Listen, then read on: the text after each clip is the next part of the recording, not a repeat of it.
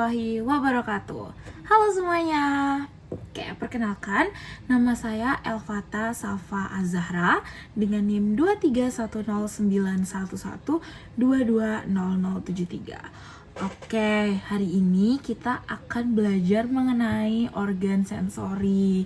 Teman-teman udah pernah dengar belum organ sensori itu apa? Oke, sebelum kita mulai ada baiknya kita berdoa dulu supaya ilmu yang nantinya akan kita pelajari ini dapat bermanfaat bagi kita semua. Oke, amin, amin ya rabbal alamin.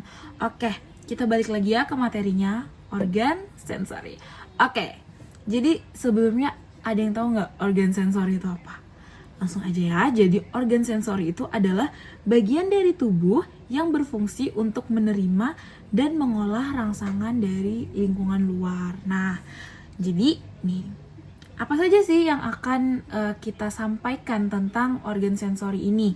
Yang pertama, yang udah pasti ya, anatomi dari organ sensoris. Kemudian ada motoric pathways dan juga sensoric pathways. Jadi pathways itu ada secara motoriknya dan juga ada secara sensorinya. Nah, nanti kita akan membahas semuanya satu persatu. Nah, kita akan mulai ke pembahasan yang pertama dulu ya teman-teman, yaitu anatomi organ sensoris.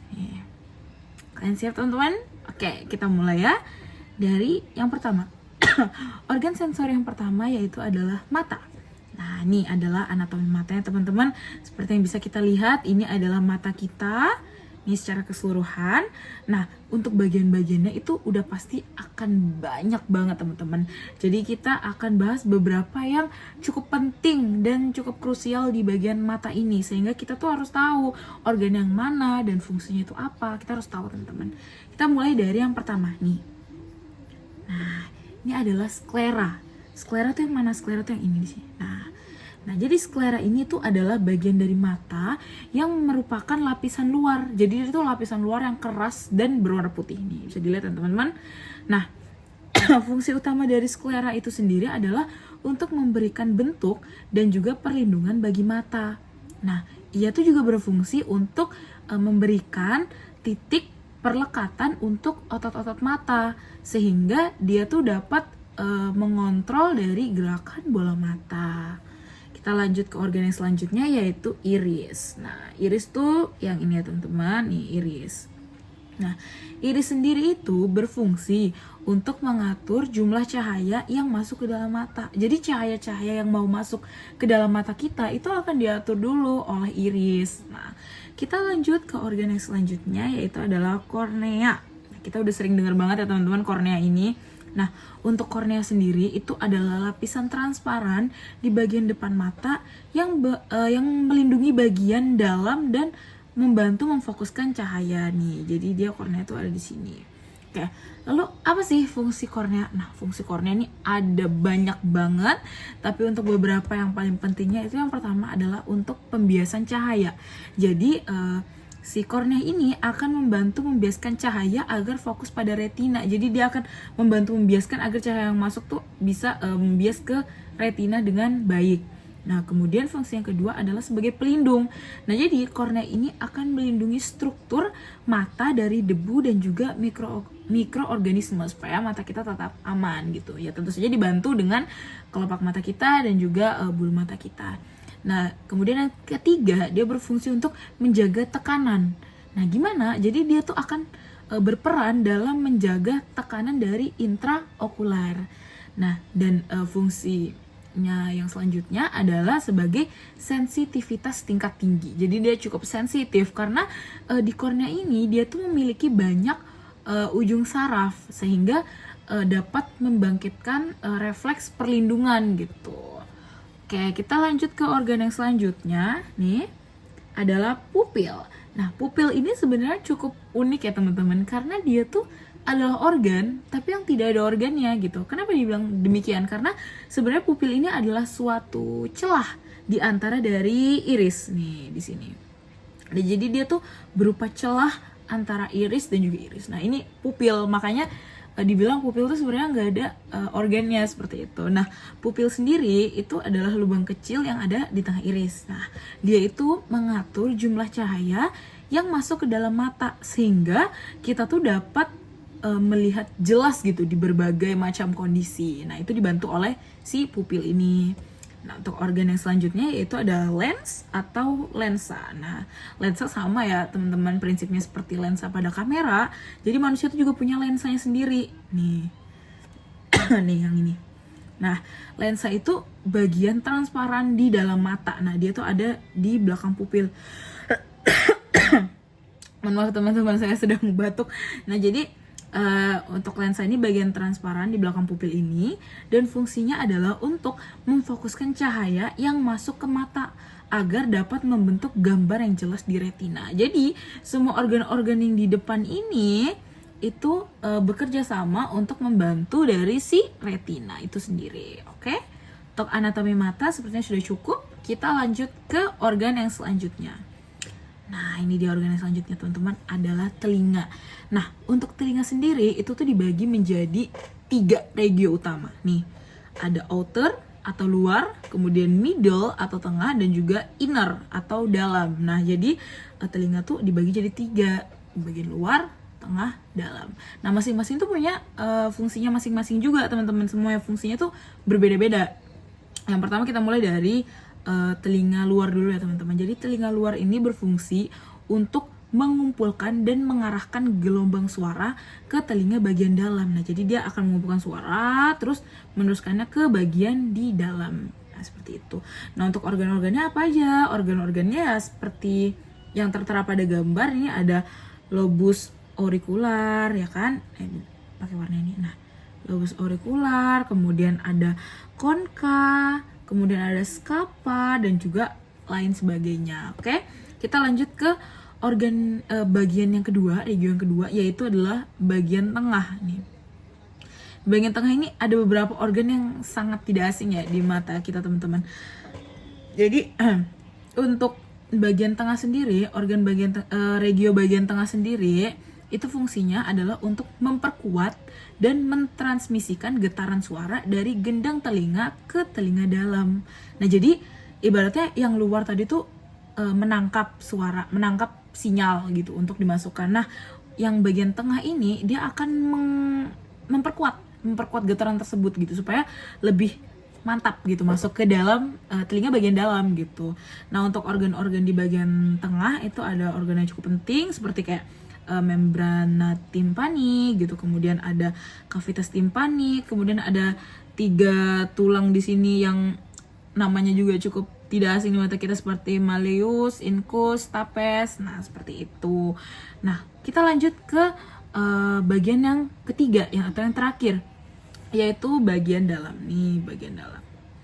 Nah, bagian dalam nih bagian yang penting, ibaratnya kayak intinya telinga seperti itu. Nah, untuk telinga dalam sendiri itu berfungsi untuk mengubah getaran suara yang tadi sudah diteruskan itu dari luar ke tengah. Nah, itu getaran-getaran itu akan diubah menjadi sinyal saraf sehingga dapat diproses oleh otak. Nah, jadi itu fungsinya si telinga bagian dalam itu untuk meneruskannya ke otak gitu, dengan merubah getaran tersebut menjadi sinyal saraf atau ya listrik gitu. Nah, untuk organ-organnya itu ada yang seperti ini, yang seperti rumah siput ya teman-teman, itu ada koklea. Kemudian ada juga eustasian, tuba eustasian, kemudian ada nervus cochlear, terus kemudian di sini juga ada nervus vestibularis dan lain sebagainya. Mungkin untuk anatomi telinga sudah cukup, kita lanjutkan ke organ sensori yang selanjutnya. Yaitu adalah hidung. Nah, di hidung ini sebenarnya sama, banyak juga organ-organ penting, tapi di sini saya akan highlight beberapa organ saja, yaitu nih. Teman-teman lihat ada sebuah penonjolan. Nah, itu disebut dengan konka, sesuai dengan namanya. Nah, jadi konka ini di hidung kita atau di bagian nasal itu tuh ada 3 teman-teman. Ada bagian superior, konka nasalis superior, kemudian ada konka nasalis medialis, dan juga konka nasalis inferior. Nah, itu kenapa namanya berbeda-beda? Sebenarnya menyesuaikan dengan lokasi dia gitu ya. Seperti superior berarti di atas, kemudian medial berarti di tengah, dan inferior berarti ada di bawah. Jadi sebenarnya menyesuaikan lokasinya saja gitu. Untuk fungsinya kurang lebih sama saja untuk ketiganya.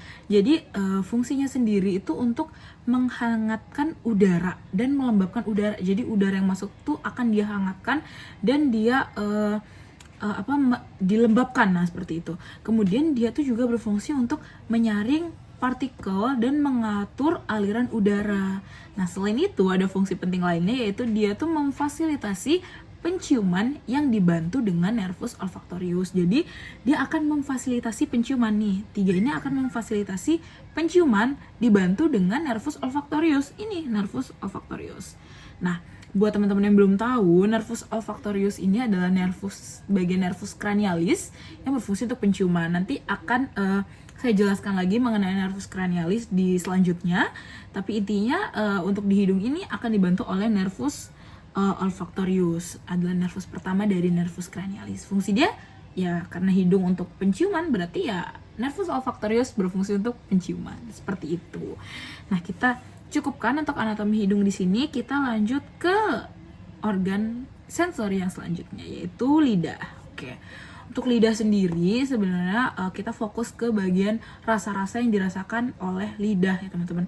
Untuk bagian-bagian lidah sebenarnya kurang lebih sama saja.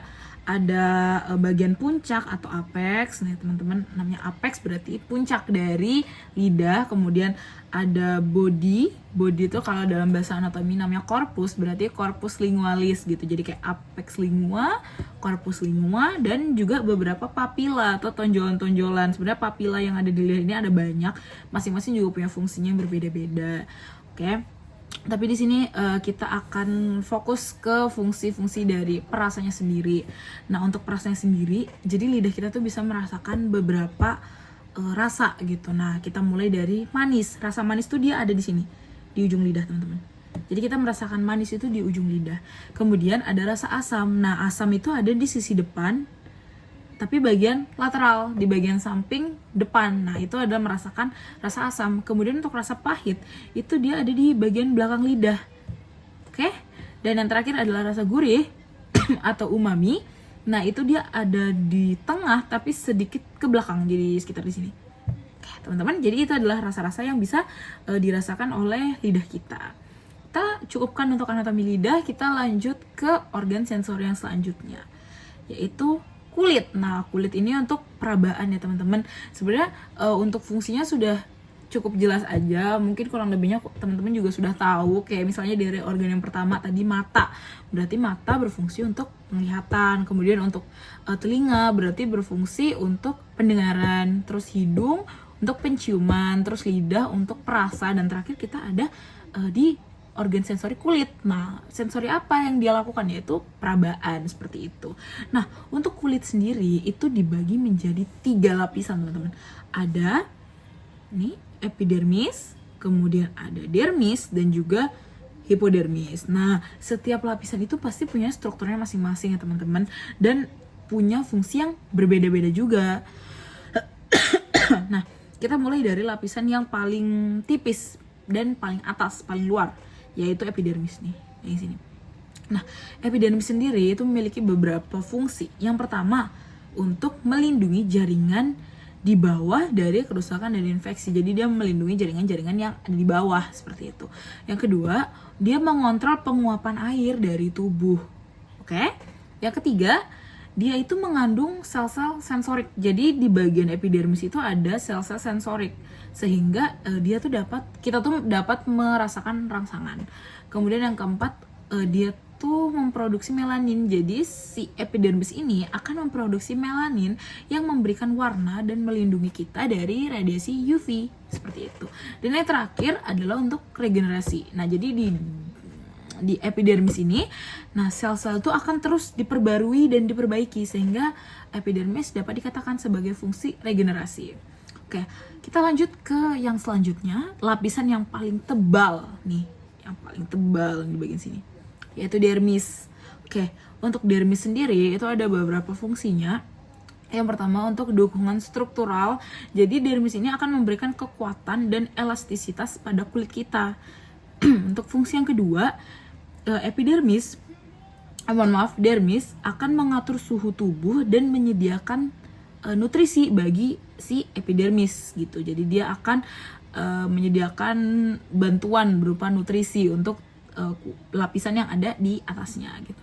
Yang selanjutnya dia berfungsi untuk sistem saraf, karena di dermis ini dia mengandung reseptor untuk merasakan tekanan seperti tekanan, suhu dan nyeri gitu, rasa sakit gitu. Makanya dia berfungsi sebagai sistem saraf. Selanjutnya ia juga berfungsi sebagai kelenjar keringat dan juga minyak, karena di dermis menghasilkan keringat dan minyak yang menjaga kelembaban dari kulit itu sendiri. Dan yang terakhir adalah folikel rambut. Jadi si dermis ini nih, seperti yang kita lihat teman-teman ya, dia menyediakan tempat bagi pertumbuhan rambut dan mengontrol dari produksi sebum. Oke, kita lanjut ke lapisan yang ketiga, yaitu hipodermis, yaitu lapisan yang paling bawah. Secara logika, yang paling bawah itu berarti melindungi organ-organ yang lebih penting. Jadi organ yang lebih fragile, lebih rentan, itu pasti akan ditaruh di lebih bawah gitu. Jadi apakah gunanya hipodermis itu? Nah, untuk hipodermis sendiri itu fungsinya untuk menyimpan lemak. Nih, ada lemak kan teman-teman? Nih. Nah, dia akan menyimpan lemak yang dapat digunakan sebagai sumber energi. Seperti itu. Kemudian yang kedua, dia tuh untuk isolasi termal. Sesuai namanya, berarti dia akan membantu menjaga suhu tubuh dengan memberikan lapisan insulasi. Seperti itu. Dan yang ketiga, nah seperti yang sudah saya bahas tadi, yaitu untuk perlindungan. Karena dia di bagian dalam, dia pasti akan melindungi organ dan jaringan di bawah kulit dari cedera. Yang keempat yaitu untuk dukungan struktur, karena si hipodermis ini menghubungkan kulit dengan otot dan jaringan yang di bawahnya. Jadi dia sebagai struktur pendukung.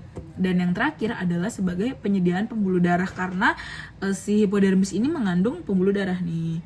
Dia mengandung pembuluh darah sehingga si hipodermis ini berfungsi untuk mendukung suplai darah ke kulit. Mungkin untuk anatomi kulit sekian. Kita lanjut nih. Saraf kranialis. Oke, seperti yang udah sempat saya singgung tadi di awal tentang nervus olfactorius. Jadi nih, seperti yang kita bisa lihat nih, ada nervus olfactorius. Nah, jadi kita akan bahas mengenai 12 nervus kranialis. Nah, sesuai namanya, nervus kranialis berarti itu adalah nervus-nervus yang berada di daerah kranial, di daerah kepala, seperti itu.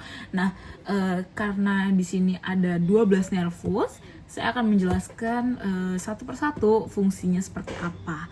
Nah, kita mulai dari yang pertama teman-teman, yaitu nih, nervus olfactorius. Nah, nervus olfactorius ini sudah sempat saya singgung juga berkali-kali.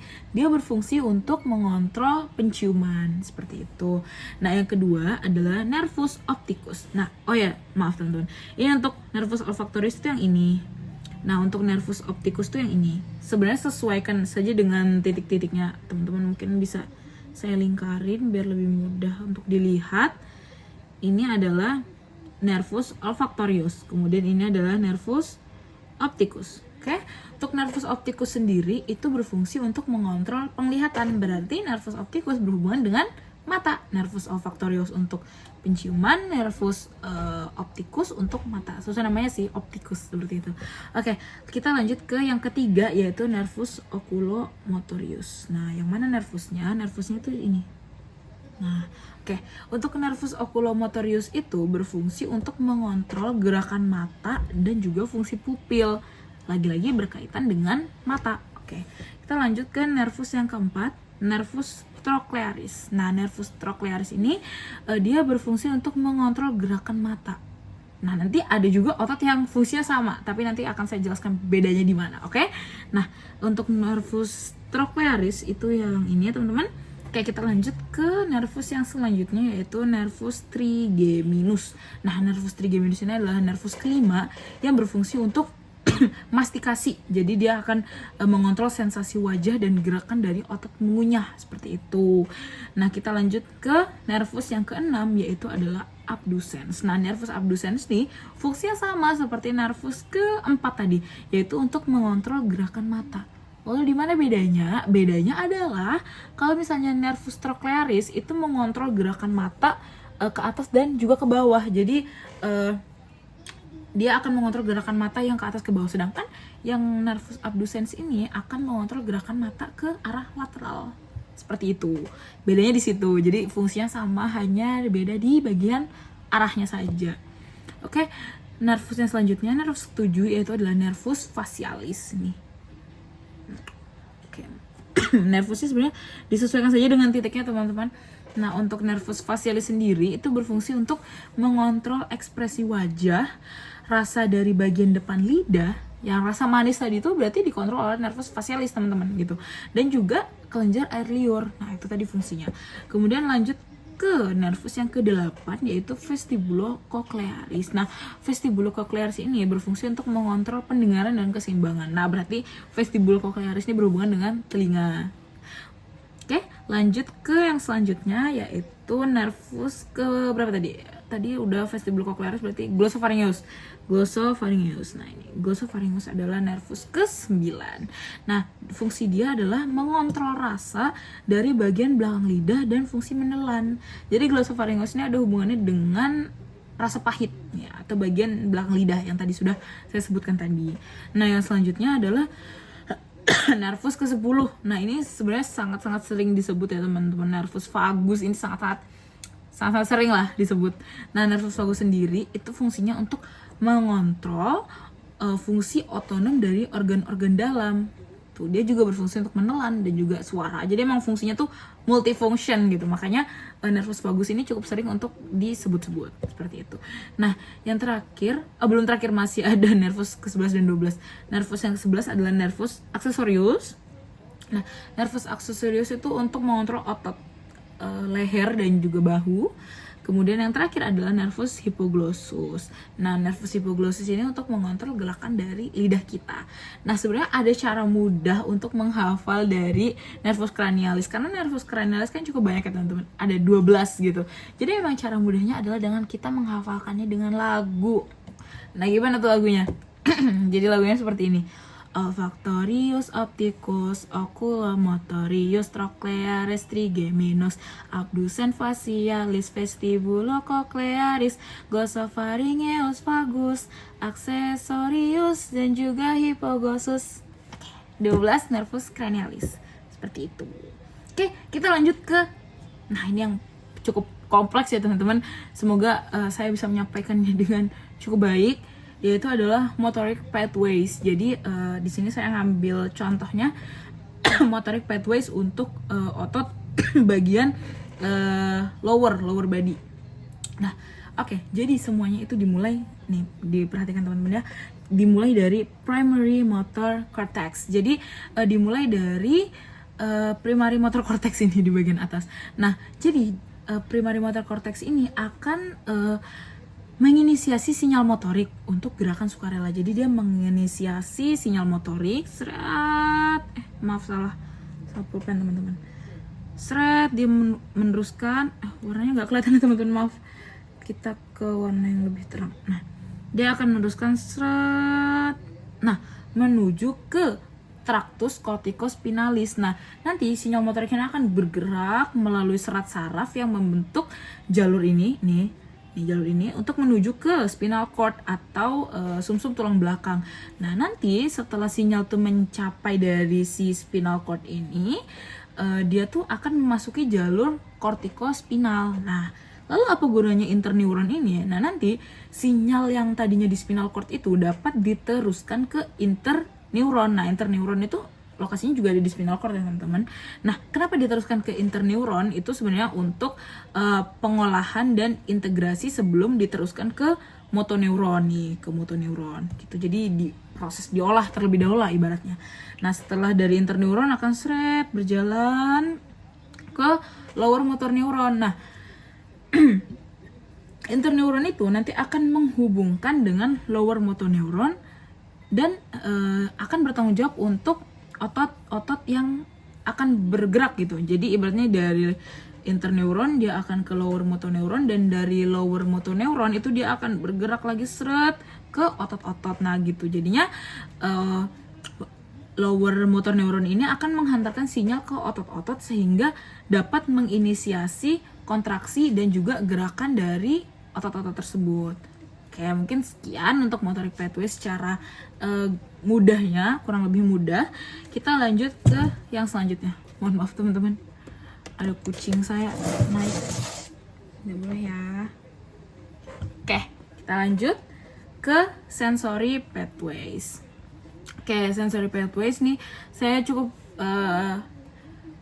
menaruh beberapa langkah-langkah yang dapat kita highlight dari sensory pathways, mulai dari deteksi rangsangan, kemudian pengiriman sinyal, pusat pemrosesan, dan juga interpretasinya. Oke, kita mulai dari yang pertama, yaitu deteksi rangsangan. Nah, seperti apa? Jadi reseptor sensorik misalnya yang ada di kulit, di otot, ataupun di organ, nah apapun itu, intinya reseptor sensori itu akan mendeteksi rangsangan dari lingkungan seperti sentuhan, suhu, atau nyeri. Nah, setelah itu dia akan masuk ke proses yang kedua, pengiriman sinyal. Nah, reseptor itu akan mengubah rangsangan menjadi sinyal listrik atau potensial aksi dan mengirimkannya melalui neuron aferen menuju ganglion spinalis. Oke, nah kita lanjut ke proses yang ketiga, yaitu pusat pemrosesan. Nah, sinyal yang tadi sudah diteruskan itu akan masuk ke sumsum tulang belakang, sama seperti motorik tadi, masuk ke sumsum tulang belakang, di mana sinyal tersebut dapat diteruskan melalui interneuron, sama kan? Dan bisa juga langsung ke neuron yang lebih tinggi ibaratnya. Nah, nanti sinyal itu kemudian akan disalurkan ke talamus. Nah, talamus inilah yang akan bertindak sebagai pusat relay untuk informasi sensorik. Nah, kita lanjutlah ke interpretasinya. Nah, jadi dari talamus nanti sinyal-sinyal tersebut akan diteruskan ke korteks sensorik. Jadi setelah dikirim, pokoknya setelah perjalanan panjang tadi, sinyalnya itu akan dikirim dan semuanya akan disampaikan ke talamus. Nah, dari talamus, sinyal itu akan diteruskan ke korteks sensorik yang ada di otak kita. Nah, disinilah nanti otak kita tuh akan memproses. Jadi setelah mendapatkan sinyal dari talamus, otak kita tuh akan memproses sinyal tersebut tadi, sehingga kita tuh dapat menghasilkan persepsi sensor secara sadar gitu. Jadi otak kita akan mengenali apa sih sinyal yang dikirimkan oleh si talamus tadi, apakah itu berupa rasa sakit, rasa nyeri, kemudian sensor sentuhan, atau seperti apa. Jadi ibaratnya kayak rangsangan yang diberikan, misalnya sentuhan. Nah, setelah melalui proses panjang, otak kita akan mengenali, oh tadi yang rangsangan yang tadi itu adalah sentuhan. Nah, seperti itu. Nah, itu masuk di fase interpretasi. Nah, mungkin sekian untuk sensory pathway. Mungkin kita review sedikit ya teman-teman. Kita review sedikit. Tadi organ sensori itu ada 5. Ada mata untuk penglihatan. Organ-organnya ada sclera, iris, kornea, lensa, retina, nervus opticus, dan lain-lain sebagainya. Oke, lanjut. Untuk telinga tadi dibagi menjadi berapa? Dibagi menjadi 3 dengan fungsinya yang masing-masing berbeda. Dari luar meneruskannya ke dalam, dari luar meneruskannya ke tengah, dari tengah meneruskannya ke dalam, dan dalam berubahnya menjadi listrik untuk diteruskan ke otak, seperti itu. Lanjut, ada hidung pasti untuk membau, dibantu dengan nervus olfactorius, nervus pertama. Lanjut ke lidah. Tadi lidah ada beberapa rasa yang bisa dirasakan, seperti bagian depan yaitu manis, kemudian bagian depan manis, kemudian bagian samping-samping ada rasa asin, kemudian ada rasa pahit dan juga rasa gurih, gitu, seperti itu. Disesuaikan saja dengan lokasi-lokasinya. Kemudian organ terakhir ada kulit. Nah, kulitnya dibagi jadi 3, ada epidermis, dermis, dan juga hipodermis. Masing-masing punya fungsi yang berbeda-beda dan semuanya saling bahu-membahu untuk menyempurnakan kulit kita yang sudah diberikan oleh Allah Subhanahu wa taala. Oke. Nah, terus kemudian ada 12 nervus cranialis tadi, mulai dari fungsinya yang berbeda-beda seperti itu, dan tadi juga sudah disebutkan ya lagunya supaya kita mempermudah ya teman-teman untuk menghafalnya. Untuk ini sebenarnya nervus-nervusnya kelihatan jelas aja kalau di skema yang ini, mulai dari kayak seperti ini. Ini olfactorius. Pennya kebesaran teman-teman. Olfactorius, kemudian ada opticus, kemudian ada oculomotorius, kemudian ada trochlearis, ini ada trigeminal, ini facial, kemudian ini vestibulocochlearis, ini glossopharyngeal, terus ini adalah vagus, kemudian ini accessorius, dan juga ini hypoglossus. Jadi sudah jelas saja di skema ini karena ini cukup mempermudah seperti itu.